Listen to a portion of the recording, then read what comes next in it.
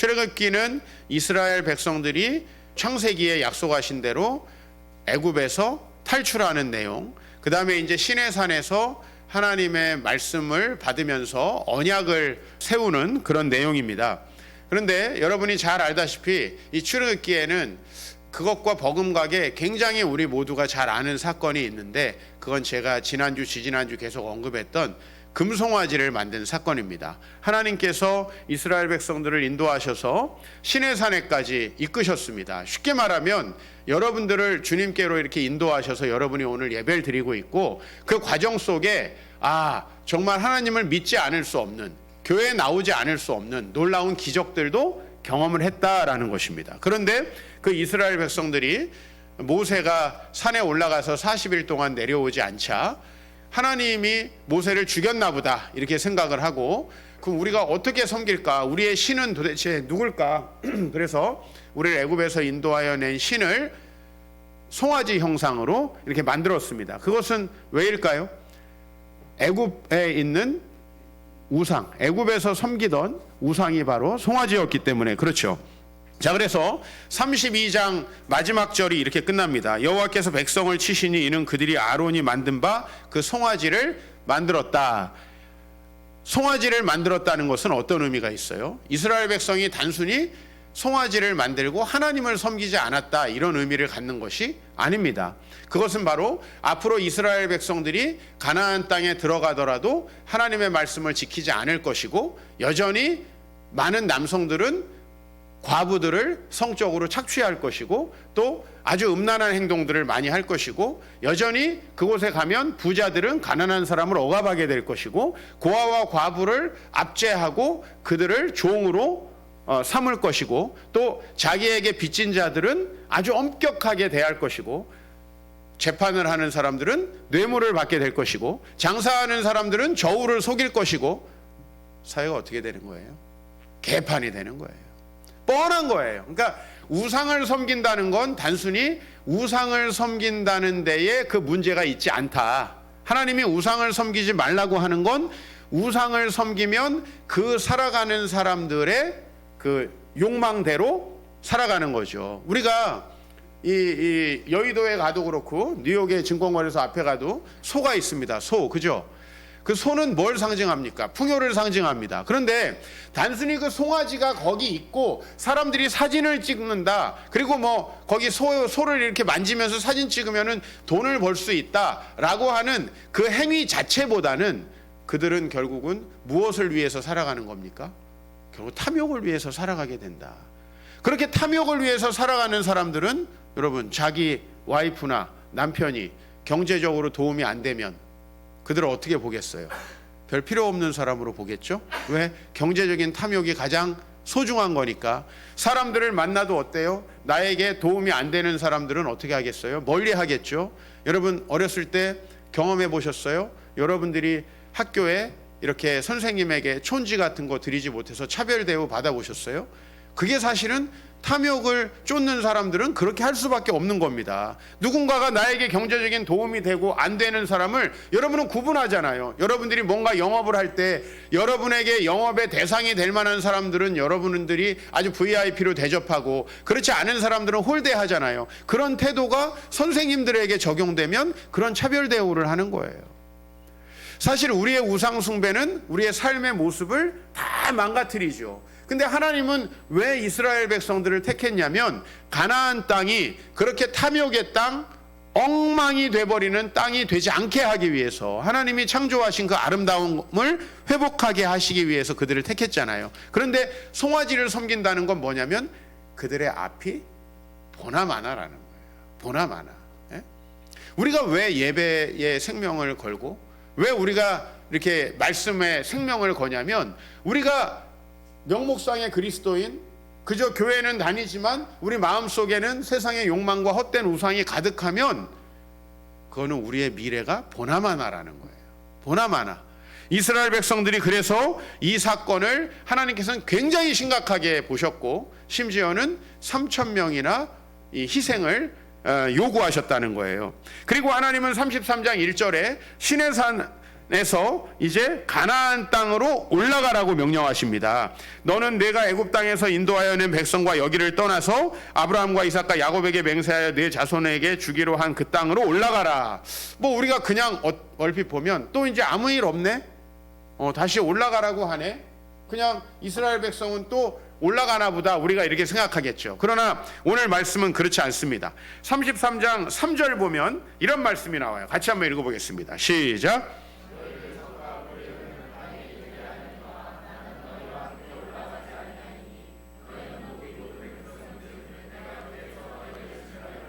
여러분이 오랜만에 휴일이 됐습니다. 사랑하는 자녀들과 마트에 가서 뭔가 시식 코너에 가서 뭐도 먹고 좀 아이들하고 필요한 것도 좀 사려고 그래요. 근데 여러분이 뭐가 기억이 나냐면 지난번에 이마트에서 레고 안 사준다고 드러누웠던 아들이 기억나는 거예요.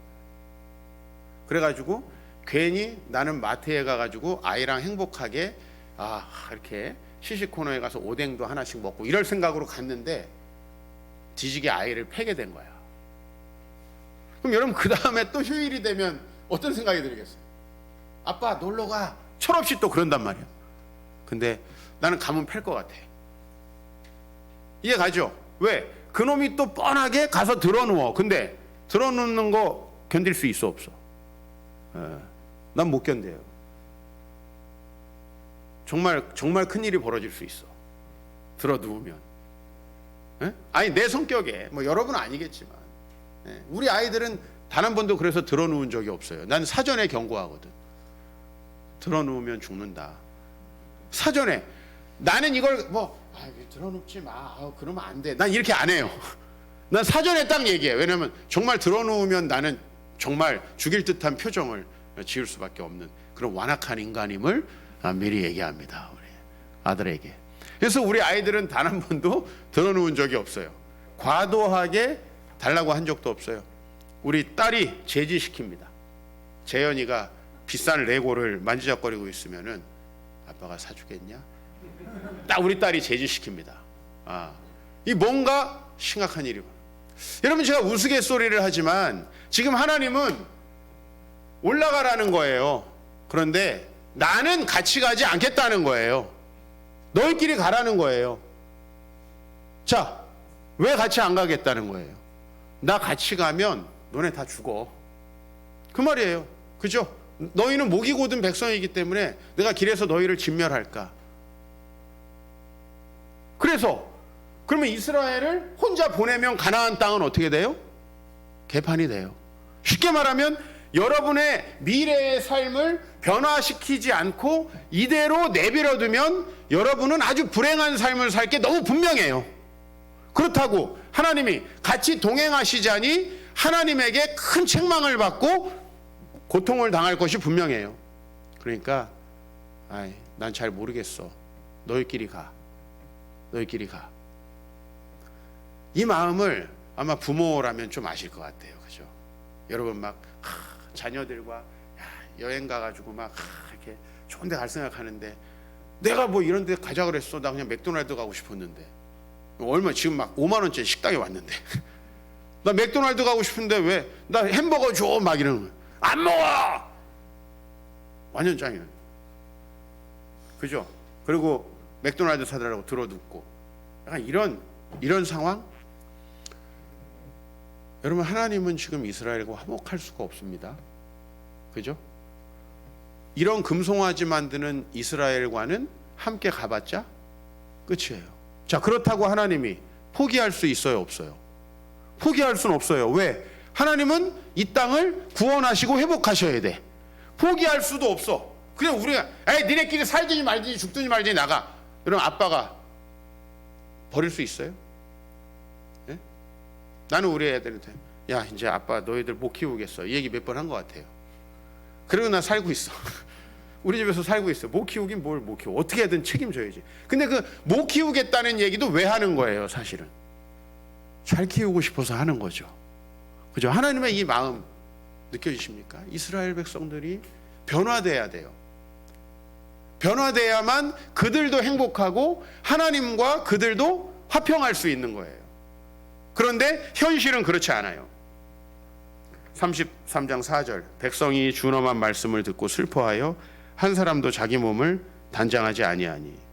현실 속에서는 야 엄마랑 니들끼리 마트 가 그러면 좋다고 가죠.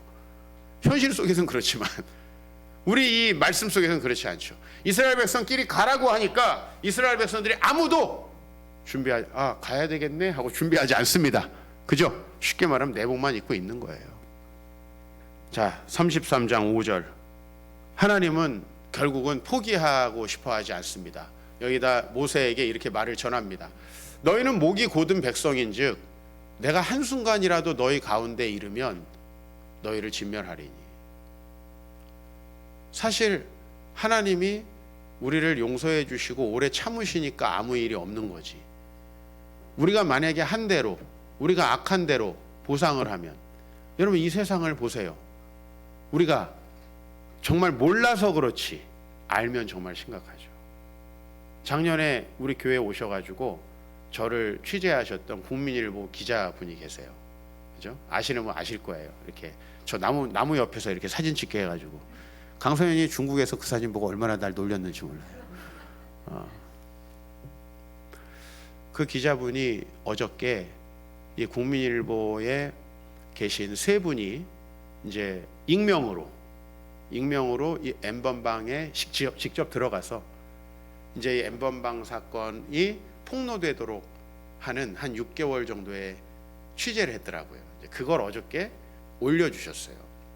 근데 그 취재한 분들도 그렇고 그것을 이제 적어서 그 보게 된 사람들도 그렇고 그걸 보면은 너무 충격이라 잠을 잘 수가 없대요. 그래서 여기도 다 올릴 수가 없다. 너무나 충격적이라는 거예요. 글만 읽어도. 그래서 그 기자분이 공유를 해주셨어요. 그래서 저도 댓글도 좀 달고 뭐 상상하기가 좀 어려운 일들이 펼쳐졌다고 합니다.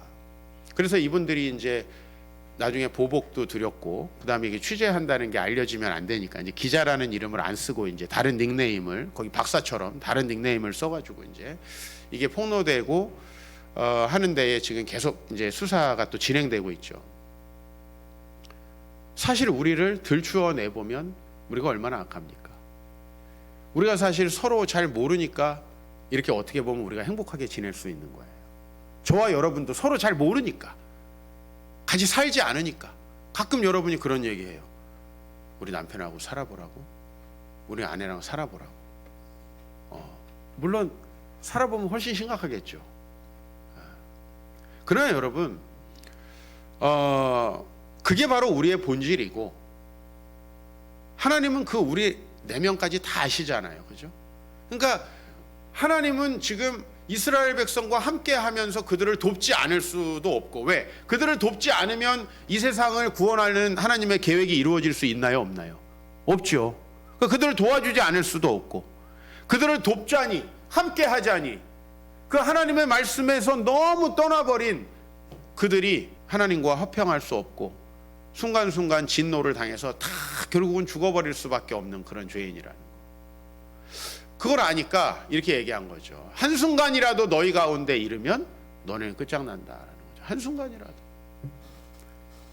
근데 하나님께서 이제 하나의 조건을 제시합니다. 너희는 장신구를 떼어내라. 그리하면 내가 너희에게 어떻게 할 것인지 정하겠노라. 원래는 동행 안 하신다고 했죠. 그러나 그건 하나님의 진짜 마음이에요? 아니에요? 아니죠. 하나님 진짜 마음이 아니죠. 하나님 진짜 마음은 동행하고 돕고 그들을 회복시키고 거룩하게 하고 싶으세요. 그러나 지금 그들의 상황은 너무나 나이브하고 너무나 하나님을 알지 못하고 자기들이 과거에 애굽에서 살던 그 방식을 고수하고 있는 거예요. 장신구를 떼어냅니다. 이스라엘 백성들이. 이 장신구가 뭘까라고 하는 거죠. 그죠? 떨기나무라고 하는 책이 있는데 그게 뭐냐면 이스라엘 백성들이 출애굽을 한 경로가 지금 이제 여러분들이 성경책 같은 데 보면 지도가 있어요. 이스라엘 백성이 이렇게 나와가지고 홍해를 건너가지고 시나이 반도의 시내산에 이렇게 머물렀다가 거기서 가나안 땅으로 올라가지 못하고 방황하면서 요단강 동편으로 이렇게 가서 가나안으로 들어가는 그 지도. 여러분들이 이제 성경을 조금 보신 분들은 그게 익숙할 거예요. 근데 그렇게 하자면은 신의 산이 어디 있냐면은 지금 이집트의 영토인 시나이 반도에 있어요. 근데 이 떨기나무라는 책은 그게 아니라 시나이 반도가 아니라 시나이 반도 건너편 사우디아라비아 쪽에 진짜 신의 산이 있다. 그리고 이스라엘 백성이 건넌 홍해는 그쪽이다 라는 거예요. 시나이 반도가 이렇게 있으면 양쪽이 바다예요. 이렇게 바다인데 우리가 전통적으로 이 홍해는 시나이 반도 서편, 우리 쪽으로 보면 서편에 있는 바다를 건넌 걸로 우리는 알고 있어요. 근데 그분 주장이 그렇다는 거예요. 실제 정설로 받아들여진 건 아니고. 근데 그 책에서 그렇게 주장하는 논거가 있겠죠. 그죠? 예. 그 중에 하나가 뭐냐면 사우디아라비아에 가면 이 사우디 정부에서도 엄격하게 관리하는 무사산이라는 게 있는데 이게 뭐냐면 마운트 오브 모세스. 이게 모세의 산이에요. 사실은 모세산이라는 뜻이에요. 무사산이라는 말이. 근데 그 무사산의 산 기슭에 지금도 아주 많이 볼 수 있는 돌이 있대요. 돌. 근데 그 돌에 다 뭐가 새겨져 있냐면 송아지가 새겨져 있대요. 그래서 이제 이 사람의 주장은 뭐냐면 이스라엘 백성들 60만이 애굽에서부터 가지고 있던 여러 가지 부적이죠. 일종의. 예. 우리를 지켜줄 만한 어떤 송아지상들을 가지고 나왔고 그런 것들을 돌에 새긴 것들을 다 주머니에 넣고 그렇게 가지고 있었다는 거예요. 그래서 그것이 지금 거기 있기 때문에 거기가 신의 산이라고 이야기하는 거예요. 근데 저는 그것이 옳은지 그른지 잘 모르겠고 그 다음에 그것이 옳은지 그른지는 또 성경을 해석하는데도 전혀 중요하지 않으니까 제가 오늘 여러분에게 전달하고 싶은 건 뭐냐면 그 무사산 기슭에 이제 성경에 보면은 실제로 신의 산에 60만 정도가 있었는데 그들이 가지고 있던 돌에 진짜 소가 새겨져 있을 거라는 것은 아주 납득할 만한 그런 납득이 될 만한 이야기라는 거예요. 그들이 출애굽을 했지만 그들은 아마 애굽의 여러 가지 장신구들과 소지하는 어떤 부적 같은 것을 가지고 있었을 것이고, 그죠? 그런 것들이 지금 신의 산에는 남아있지 않아요. 근데 그 무사산 밑에 있대요. 뭐 우리 가볼 수는 없지만은. 그래서 장신구를 뗀다는 건 뭐냐 하면 너희들 지금까지 우상숭배했던 거 과거에 살아오면서 너희들이 지금 우상숭배의 흔적으로 가지고 있던 건 너희들의 생활 방식 확연히 끊어내라는 거죠. 우리 이런 날이 있죠. 어제와 오늘이 확실히 다른 날. 그죠? 어떤 날이에요? 여러분들이 이제 결혼할 사람을 만났으니까 지금까지 받았던 모든 여자친구 혹은 남자친구에게 받은 편지와 선물을 태워버린 날. 내가 119예배 때 물어봤더니 태우지는 않고 찢었다고 하더라고. 찢었다. 뭐 오케이 해줬어요. 오케이. 그런 어떤 날이 있죠. 결정적으로. 내가 누구와 결혼할지 몰라. 그래서 자유롭게 사람을 만나던 그런 시절. 그 다음에 나는 이제 한 사람, 영적으로 말하면 한 분 주님을 섬길 거야 하고 어떤 명백하게 선을 긋게 되는 어떤 날이 있죠. 내가 우상숭배하고 있는 여러 통로들이 있어요. 여러분이 예수를 믿지만은 여전히 물질에 부정할 수도 있고, 예수를 믿지만 여전히 가족들에게는 내가 덕이 되지 못할 수도 있고, 여러분이 예수님을 믿지만 정말 작은 사사로운 일들 때문에 우상숭배를 하고 예배를 소홀히 하는 그런 일들이 있겠죠. 쉽게 발견할 수 있어요. 과거에 제가 우리 교회에서 여러 분들을 알고 있는데 토요일 밤에 축구 보다가 주일날 맨날 와서 자는 분도 있었어요. 토요일날 EPL 몇 시까지예요? 라리가까지 또 보는 사람도 있어. 그럼 더 늦어. 아주 늦게까지 보고. 근데 그걸 못 끊는 거예요. 그 토요일 밤에 그걸 끊어야 사실은 주일날을 제정신으로 보낼 수가 있는데. 그런 거. 그 다음에 이 자녀를 돌보는 문제 때문에 항상 교회를 늦을 수밖에 없는. 그죠? 뭔가 이런 데에서 장신구를 뗀다는 것은 정말 내가 이제 하나님 앞에 바로 살기로 어떤 결심하는 어떤 포인트죠. 물론 이게 한 번 있었다고 해서 이스라엘 백성들이 완전히 바뀌는 게 아닙니다. 여러분 은혜 받고 한 가지 결심하고 좀 과거와는 달라졌다라고 해서 그게 신앙의 끝은 절대 아니에요. 경험해 보세요. 그거 되게 소중한 건데 그런 게 계속 되어야 우리는 하나님께 가까이 갈 수 있어요. 그거 한두 번 해가지고 자기는 대단한 것처럼, 그죠? 뭐 신앙생활 하다가 방언 한번 받았다고 뭔가 대단한 일이 벌어진 것처럼, 신앙생활 하다가 이제 나는 주일날은 절대 안 빠지기로 했어. 주일날 빠질 수밖에 없는 회사를 그만두고 왔다고 해서, 여러분 그것이 영구적이지 않다는 거예요. 그러나 그런 결심이 우리 삶에 있어야 되는 것은 맞죠. 오늘 이스라엘 백성이 장신구를 떼냈습니다. 그랬더니 모세가 그들이 다시 하나님을 경외하도록 저 진과 멀리 떨어진 곳에, 즉 이스라엘 백성이 여기 지금 진을 치고 있으면 저쪽 먼 쪽에다가 성막을 설치합니다. 그래서 모세가 장막을 취하여 진 밖에 쳐서 멀리 떠나게 하고 이름을 회막이라고 했는데, 왜 그렇게 했냐면 여호와를 앙망하는 자는 일부러 좀 그곳에 가도록 하려고, 이스라엘 백성이 그들의 결심을 뭔가 보여주게 하려고 했어요. 그리고 이제 모세도 그곳에 가서 하나님과 말씀하시는데 뭐가 내려옵니까? 모세가 회막에 내려갈 때 구름, 이게 뭐예요? 우리가 계속 하고 있지만 그 당시에는 이게 하나님이 거기에 임재하신다는 상징이죠. 그것을 보고 10절이 중요하죠. 모든 백성이 회막문에 구름 기둥이 서 있는 것을 보고 각기 장막문에 서서 다 일어나서 예배했다. 즉 하나님은 이스라엘 백성들을 데리고 가지 않으실 수 없어요. 즉 하나님은 오늘 여러분들 포기할 수 없으세요. 근데 여러분들이 변하지 않고 새로워지지 않고 지금의 나의 삶을 고수하면 하나님 앞에서 진멸할 수밖에 없다. 하나님 뭘 원하시는 거예요? 장신구를 떼내고 가자. 마음을 좀 새롭게 하고 가자. 물론 그게 영구적이지는 않지만, 그래서 하나님은 그런 조건을 제시한 거예요. 하나님이 잠시 영적으로 말하면 기도도 안 들어주시는 것 같고 답답한 거예요. 오늘 여러분 예배 드릴 때 어떠셨어요? 찬양을 하는데 마음이 따뜻해지고 정말 주님이 느껴지셨어요? 아니면 냉랭해지셨어요? 별 느낌이 없었어요. 하나님이 계시지 않는 겁니까? 우리 마음이 고장난 겁니까? 우리 한번 잘 생각해 봐야 됩니다.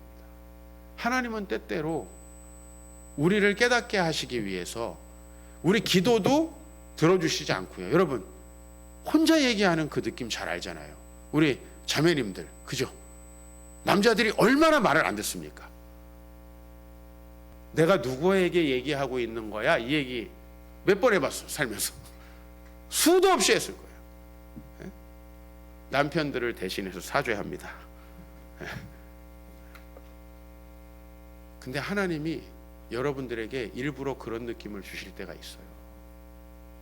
기도해도 누가 들으시는 것 같지 않고, 뭔가 내 마음속에 찬양을 해도 감동이 일어나지 않고. 여러분 그럴 때 우리 알아야 돼요. 뭘 알아야 되냐면 하나님께서 좀 더 변화된 나를 요구하시는구나. 예전과 동일한 그런 습관과 같이 하나님께 나아가는 이제 그거는 아니구나. 저도요 그냥 정말 우리 의연이 정훈이 같이 이렇게 어렸을 때 교회 다닐 때가 있었죠. 그러다가 정말 교사도 하고 우리 강빈이처럼 일찍 나와가지고 예배드리고 보조교사도 하고, 저도 그럴 때도 있었죠. 정말 대학을 다니면서 아이들하고 즐겁게 동고동락하면서 주일학교 교사하고 재밌게 다닐 때가 있었죠. 또 철없이 참 이 청년 저 청년 만나고 돌아다니면서 청년 사역을 할 때도 있었고요.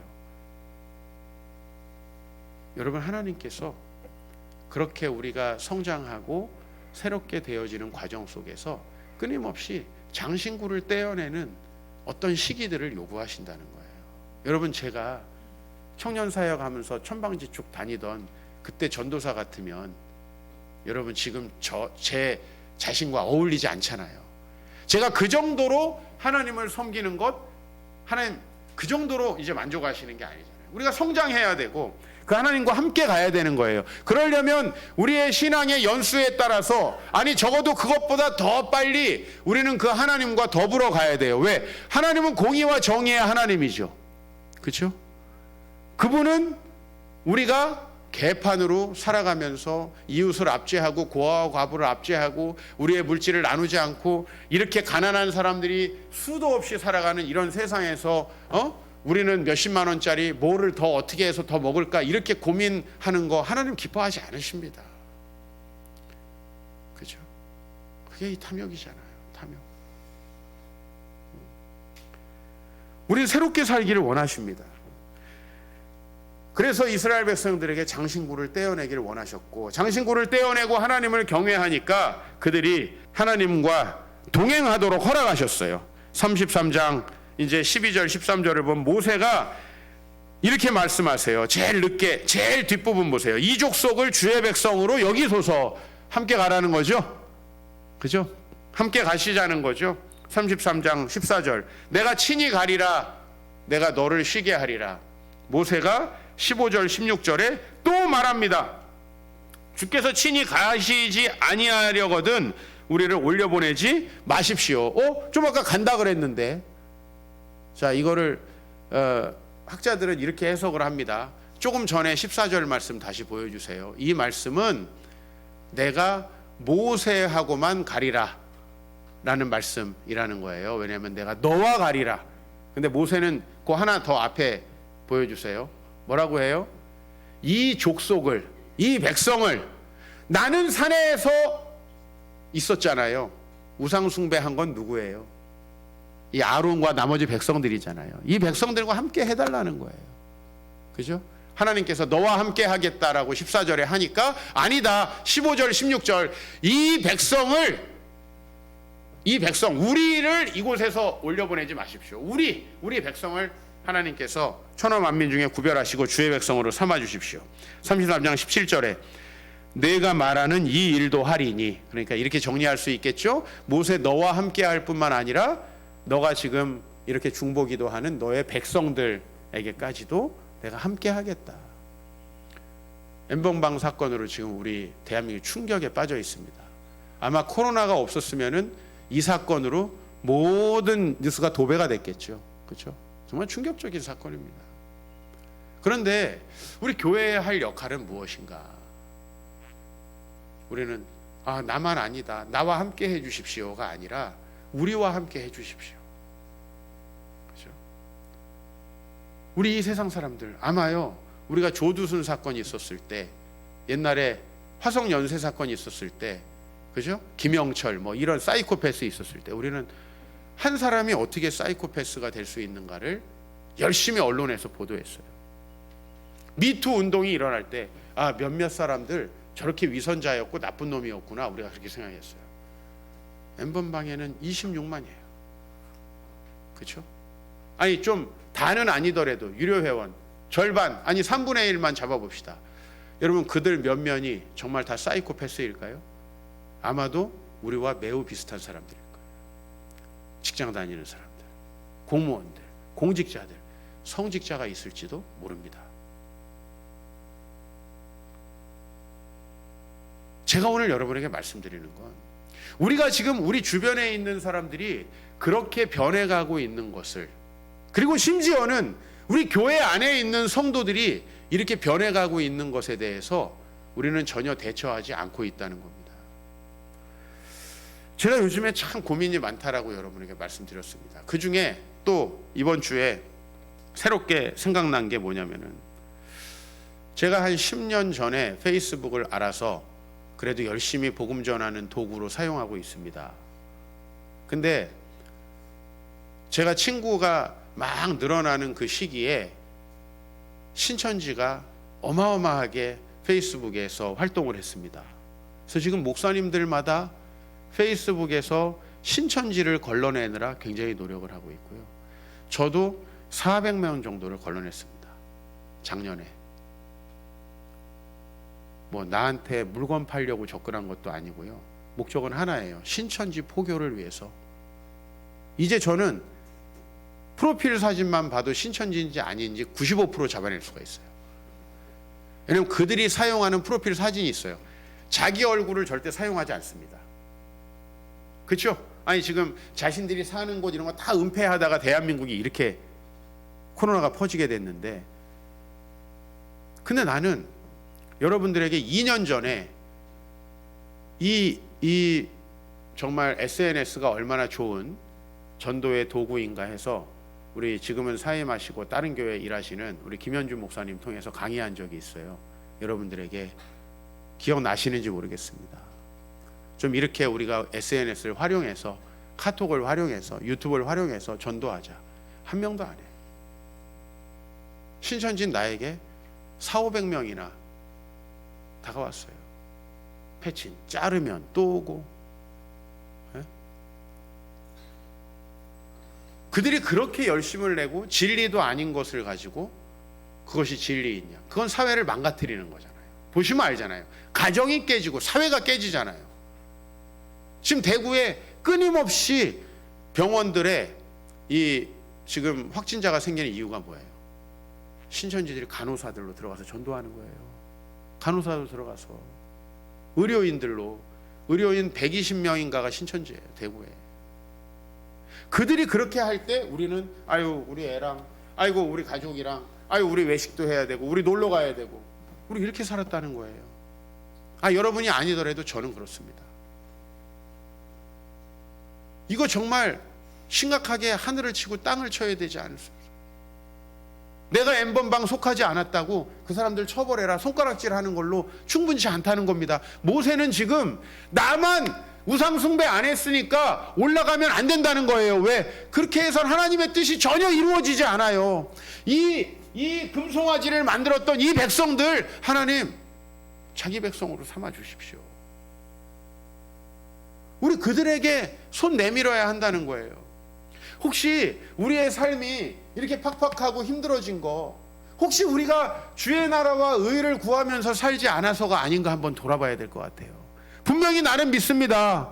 나는 지금까지 살아오면서 참 가난하게도 살아봤고 힘들게도 살아봤고 정말 열심히 노력하면서도 살아봤는데요, 나는 내가 힘들고 피곤해서 불행했던 적은 한 번도 없어요.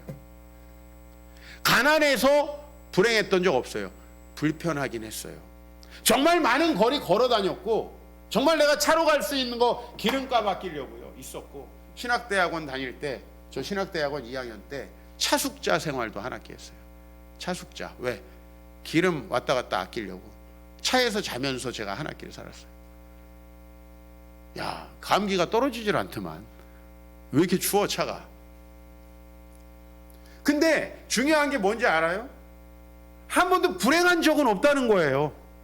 내가 나 이렇게 차에 살면서 그때 트라우마가 돼가지고 캠핑카 샀습니다, 그런 얘기 들어보셨어요? 나 차에 관심 없는 거 여러분이 증인이시잖아. 저 36살 때, 8살 때 차 처음 샀고, 1,000만 원짜리 차 사가지고 10년 타고 다니다가 그것도 또 다른 분이 쓰신다 그래서 드렸어요. 한 번도 불행한 적이 없어요.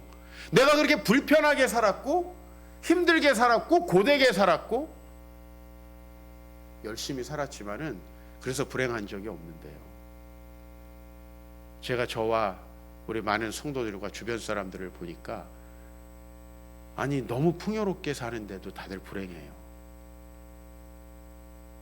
너무 풍요롭게 사는데 불행해요. 왜일까요, 여러분? 우리가 정말 하나님 앞에 지금 새롭게 나아가야 될 때예요. 이 세상에 실수 잘못 있다고 손가락질만 하잖아요. 심지어는 부부 다 내가 볼 땐 서로 잘못하는 건데 전부 다 상대방이 잘못했다고 손가락질하고 있잖아요.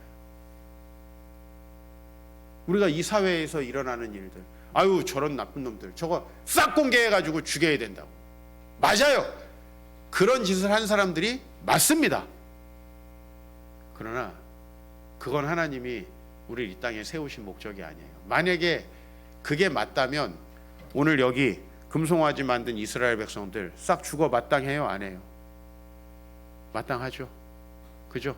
그러면 누가 이 세상에 주의 복음을 전하고 누가 우리를 여기까지 인도하셨을까요? 하나님이 그런 우리를 포기하셨다면, 그래서 우리가 이 세상을 긍휼히 여겨야 되고요, 이 세상을 결코 포기하지 않으시는 하나님, 야 장신구를 떼어내라. 그러면 내가 또 한 번 생각해 보겠다. 방금 전에 이스라엘 백성을 이끌고 온 그 하나님이 송아지라고 하면서 만들고 날뛰던 그 사람들이 용서가 됩니까? 용서가 됩니까? 그런데 그런 이스라엘 백성들을 또 장신구를 떼어내고 같이 가보자. 여러분, 이 세상 이대로 놔두면 안 됩니다. 내가 자주 했던 얘기가 있어요, 여러분들에게. 이 세상은 결코 좋아지지 않는다고. 여러분, 좋아집니까? 제가 그제도 말씀드렸지만 미투 운동이 일어난 지가 언젠데 N번방 사건이에요. 둘 중에 비교하면 어떤 사건이 더 경악할 만합니까? 예? 쉽게 말하면 몇십 년 전에 그때 뭐 성윤리가 그렇게 확립되지 않을 때, 그래요, 그 잘못한 그 몇 사람, 훨씬 더 심각한 사건이 벌어지는 거예요. 이 젊은 아이들을, 새파랗게 어린 아이들을 성적으로 유린하고 그것을 가지고 즐기고 그걸로부터 돈을 벌려고 하는. 여러분, 앞으로 더 기상천외한 사건이 일어날까요, 안 날까요? 텔레그램보다 훨씬 더, 아직도 본사가 어디 있는지도 모른대요. 여러분, 이렇게 공개된 세상 속에서 아직도 수사 협조 전혀 하지 않고 있답니다. 앞으로 텔레그램보다 더한 엄청나게 보안이 강한 메신저 나올까요, 안 나올까요? 그리고 그 안에서 더 심각한 범죄 이루어질까요, 안 이루어질까요? 가입비 150만일까요, 1,500만 원일까요? 우리 상상이 충분히 됩니다. 우리 인간이 하나님 앞에서 새로워지지 않으면 우리는 결코 하나님과 화해할 수 없다는 거죠. 우리는 본질적으로 죄인입니다. 그러나 하나님은 우리를 결코 포기하지 않으시고 십자가 예수 그리스도를 통해서 우리에게 영생을 주십니다. 요한복음 17장에 보면 아버지께서 아들에게 주신 모든 사람에게 영생을 주게 하시려고 만민을 다스리는 권세를 아들에게 주셨음이로소이다. 하나님이 예수님을 이 세상을 다스리는 권세, 바다가 잔잔케 하고 죽은 자를 살리시는 이 권세를 주신 이유가 뭐라고요?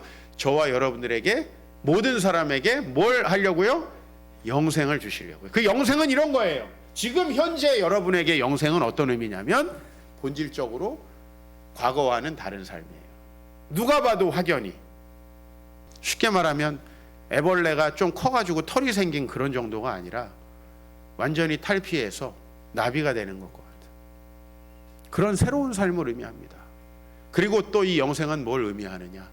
여러분들 때문에 주변이, 세상이 바뀌는 걸 의미합니다.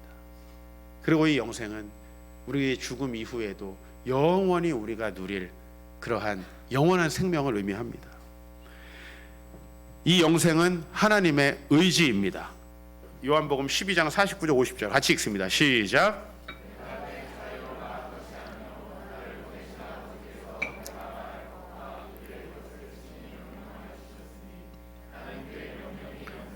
그렇죠. 이건 하나님의 명령이고 의지라는 거예요. 왜?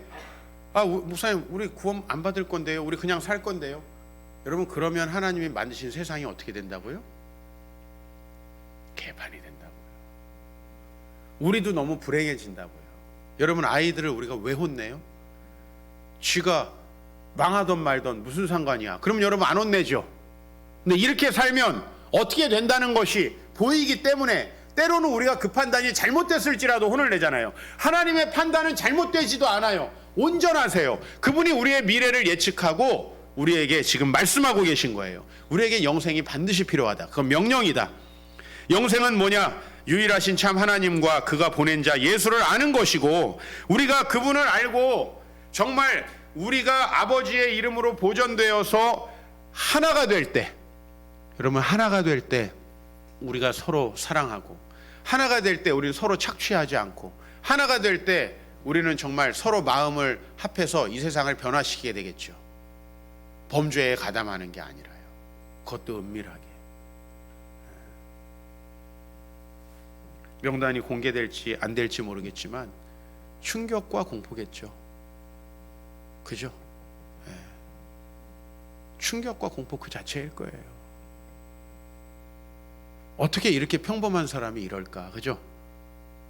그럼 뭐 박사는 안 평범해 보입니까? 제가 볼 땐 그냥 지극히 평범한 청년으로 보이던데요. 예수가 없으면 그렇게 될 수밖에 없는 거예요. 이건 일부의 문제가 아니고, 반대로 말하면 우리가 우리 주변 사람들에게 예수를 전하지 않고 우리 공동체를 오픈하지 않으면은요, 그들 갈 곳이 없다는 거예요. 아시잖아요, 여러분. 교회가 다 건강하지 않다는 거. 신천지, 만민중앙교회 사람들은 다 우리랑 똑같이 압니다. 그죠? 심각합니다. 우리가 하나가 되어야 합니다. 하나가 된다는 것은 굉장히 정치적인 구호처럼 들리는데요, 하나가 된다는 건 너와 나의 구분이 없어진다는 거예요. 너와 나의 구분이 없어지면 서로를 핑계대지 않아요. 너 때문에 우리 가정이 망가졌다, 너 때문에 망가졌다가 아니라 우리가 하나님께 기도하자. 타자화하지 않는다는 거예요. 대상화하지 않는다는 거예요.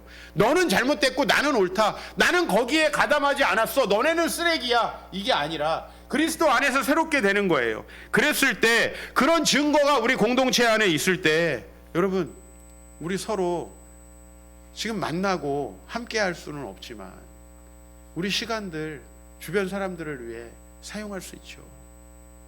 그동안에 제가 전도하자고 몇 번 했는데 항상 소그룹에서 이런 분들도 예수 믿었으면 좋겠어요, 그냥 IWC로 끝나더라고요. IWC. IWC 다음에는 뭐죠? 가정법이잖아. IWC 가정법 안 배웠어요? 그건 그냥 현실에서 일어나지 않는 거라고. 그래서 시제를 파괴하고 쓴다고. 가정법은 아시잖아요. IWC는 현재이지만 뒤에는 과거를 쓴다고요. 현실에 일어나지 않는 일이에요. 그냥 내가 그렇게 바라고 말아요. 그게 아니라 정말 내가 구체적으로 무엇을 하겠다. 왜냐하면 하나님, 예수님께서 이렇게 말씀하시는 거예요. 아버지여, 아버지께서 내 안에, 내가 아버지 안에 있는 것 같이 저 세상에 있는 사람들도 하나가 되어 우리 안에 있게 되면 세상으로 아버지께서 나를 보내신 것을 믿게 될 것입니다 라고 얘기하는 거예요. 우리가 하나 된 모습을 가지고, 여러분, 부부가 하나 된 모습으로 정말 변화되고 새롭게 되고, 그것을 통해서 세상이 변화된다. 그리고 그 일을 그리스도 예수의 날까지 확실히 이루실 거라고 바울은 믿고 사역하고 있습니다. 성숙되지 않은 빌립보 교회지만 그 교회에 바울은 앞으로 그런 일들이 벌어지게 될 것이라고 기도합니다. 우리가 무엇을 해야 될까요? 비판하고 욕하고 좋습니다. 요즘에 그냥 저도 N번방 사건을 막 비판하면서 이런 쓰레기들 다 죽여라 이렇게 하면 아마 좋아요 1000개 달릴 거예요. 근데 내가 이게 다 우리의 죄다라고 하니까 100개. 난 어떻게 써야 되는 댓글이 많이 달리는지 이제 알 것 같아. 근데 그건 답이 아니에요. 감정을 흥분시키고 나치처럼 민중을 흥분시키는 것이지 그건 결코 정답이 아니에요. 그리스도인은 이 시기에 정말 기도하고 이 세상을 향해서 우리의 작은 정성이라도 보내야 됩니다. 이번 주에 여러분들이 어떻게 하면 여러분의 지금 지인들이 교회에 올 수 있도록 작은 정성이라도 쉽게 아주 예쁘게 할 수 있을까? 모든 십자가를 우리 신천지 전문가 송기선이 짊어지고 지금 일주일 내내 포장지 고르고 어떻게 해가지고 어떻게 광고할까? 어젯밤 1시 반까지 나한테 메일 보냈어. 아이 둘 키우면서 주중에 여러분에게 공개할 것입니다. 여러분 아주 구체적으로요. 우리 마음 전하자고요. 1명도 좋고 2명도 좋고 3명도 좋습니다. 우리 구체적으로 하지 않고 열매 맺을 수는 없겠죠. 고린도전서에 뭐라고 그래요? 사도 바울이 나는 심었습니다. 근데 아볼로라는 사람은 물을 줬고 하나님이 자라게 하셨어요. 심는 이나 물 주는 이는 아무것도 아니지만 누가 자라게 하세요? 하나님이 자라게 하세요. 근데 상은 누가 받아요? 8절에 보니까 심는 이 물 주는 이가 자기 일한 대로 상도 받아요. 하시는 건 하나님이 하시는 거예요. 그죠? 우리를 여기까지 인도하신 것도 하나님이잖아요. 우리도 얼마나 악한 사람인 줄 알잖아요. 여러분의 말과 행위, 지금까지 살아왔던 거 제가 다 공개하면 여러분, 저 여러분들 미워하게 될 것 같아요. 그럼 목사 너는 어떠냐? 마찬가지야. 우리 교회 아무도 안 나와. 그게 우리란 말이에요. 아무도 안 나와. 여러분, 제가 결혼 이렇게 하시잖아요. 목사님, 우리 남편이 옛날에 이랬던 것 같아요. 과거를 묻지 마. 나는 남자가 와가지고, 신부가 와가지고, 신랑이 와가지고, 목사님 옛날에 내가 여자친구 많이 만났는데 얘기해야 될까요? 그건 너랑 나랑 묻고 더블로 가는 거예요. 절대 얘기하지 말라고 그래요. 왜 우리가 죄인인 거 이미 알고 있는데 구체화시켜가지고 상상하게 만드느냐. 우린 그런 죄인입니다. 서로 중보하고 기도해야 되는 자들입니다. 여러분, 세상을 향해서 손을 내미실 수 있겠습니까? 그 하나님께서 열매 맺게 하실 것을 믿습니까? 우리가 지금 해야 될 것은 그것입니다. 이제 앞으로 코로나 이후로 이 사회는 어마어마한 변화가 있을 거라고 합니다. 제가 사회학자들 글들을 읽어보니까 그럴듯 동의할 수 있는 많은 내용들이 있어요. 이 코로나는 이전에 어떤 경제 위기나 이전에 어떤 다른 것과는 다르다라는 거예요. 본질적으로. 어떤 정치인이 일으킨 전쟁이라, 그 다음에 어떤 금융기관에서부터 파생된 그냥 단순한 경제 위기가 아니라는 거예요. 이 코로나는 우리 인간의 삶의 근본적인 문제를 제기하는 거죠. 앞으로요, 교회도 그러할 것입니다. 요한계시록의 주된 내용이 뭐냐면, 말세가 될수록 믿는 자들은 더 믿음이 강해지고 악한 자들은 더 악해질 거라고 말합니다. 확연하게 드러나는 거죠. 여러분, 선거 때가 되면 무당층이 어떻게 돼요? 없어져요. 그죠? 어딘가에는 투표를 하게 돼요. 마찬가지예요. 말세가 되면요, 중간쯤에 난 그래도 선하게 살 거야. 아니에요. 악한 자들은 더 악하게. 왜? 하나님이 그 마음에 없기 때문에 더 악하게. 그러나 선한 자들은 더 선하게. 왜? 믿음을 지키는 게 이제 박해까지 있어. 여러분, 박해까지 당하면서 나이롱 신자가 교회를 왜 오겠어요? 그렇죠? 여러분, 가족들한테 미움까지 당하면서 확고한 믿음이 없는 사람이 왜 선교하겠어요? 그렇죠? 이제는 확연해진다는 거예요. 확연해진다. 앞으로 어떻게 될지 모르지만 예의주시하고 우리가 이 교회를 바라보고 있습니다. 여러분, 정말 하나님께서 우리에게 주신 이 사건은 병 자체 때문이 아니라 굉장히 엄중합니다. 코로나 자체 때문에 엄중한 게 아니에요. 그 넘어 훨씬 이상으로 우리에게 굉장히 엄중한 메시지를 주고 있고 우리에게 변화를 요구하고 있습니다. 저도 목회를 잘못했다. 내가 그동안에. 네, 인정합니다. 많은 지적을 받고 있습니다. 괴롭지만 수용합니다. 얼마나 우리가 잘못된 목회를 했는가, 내가 여러분들에게 얼마나 잘못된 목자였는가, 제가 그 생각을 정말 많이 합니다. 자괴감도 들지만 또 우리를 버리시지 않으시는 하나님, 그죠? 끝까지 우리를 사랑하시고 끝까지 우리와 동행하시는 그 하나님, 우리의 유일한 소망 되십니다. 그분 때문에 우리가 소망을 가지고 우리의 주변이 회복되고, 무엇보다도 우리가 손을 내미는 우리 주의 백성들에게 놀라운 복음의 역사가 일어날 줄 믿습니다. 세상이 교회를 미워할 것 같죠. 근데요, 세상 사람들은 갈 곳이 없어요. 손을 내밀어야 합니다. 우리가 갈 곳이 없었듯이 저도 세상에 살다 보니 주님께밖에 갈 곳이 없어서 왔는데 마찬가지예요. 세상 갈 곳이 없어요. 너무나 두렵고 너무나 힘들고 그 주님 앞에 나아갈 수 있는 저와 여러분, 또 이 세상 모든 사람이 주님을 믿을 때까지 우리가 손 내밀 수 있는 저와 여러분 되시길 바랍니다.